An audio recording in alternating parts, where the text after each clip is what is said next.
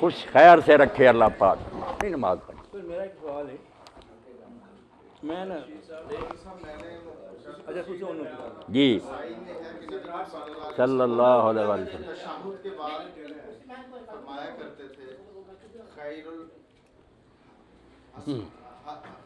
الکلامی کلام اللہ وخیر الحدی حدی محمد.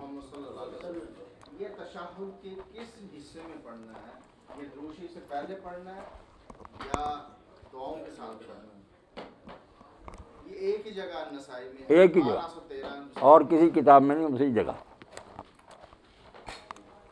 زیادہ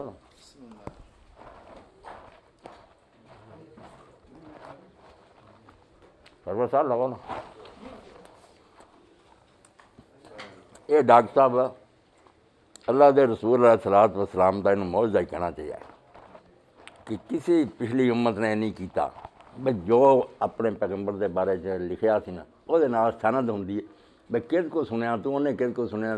پھر انہوں نے ویکھن لی بے بندے معتبر نہیں ایک پورا علم رجال بن گیا الفابیٹی چلی. ابراہیم نام دے کھنی 200 بندے ہونے. پھر وہ باپاں تو قبیلیاں تو شاگرداں استاداں تو پہچانے گئے بیا ابراہیم آئے معتبر ہے جھوٹا. یہ ہوں روایت جڑی جی نا بالکل نسائی چ لکھی ہے مگر یہ صحیح نہیں قرار دیتا گیا، ضعیف قرار دیتا. تو کوئی ذکر تو نہیں لکھتا، کسی نے بھی نماز تے کتاب لکھی نہیں لکھ دیا.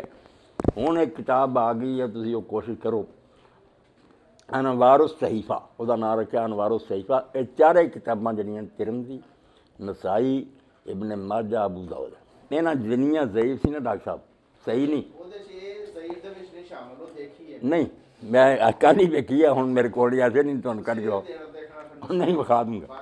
نہیں وہ کوئی ہور کسی دی ہونی جیڑی حافظ زبیر علی صحیح نے لکھی نا کہ یہاں تو جنیاں ضعیف سی الگ کر. نہیں یہ پھر تمہیں ویکھ دیں گے یہ صحیح حدیث نہیں ہے.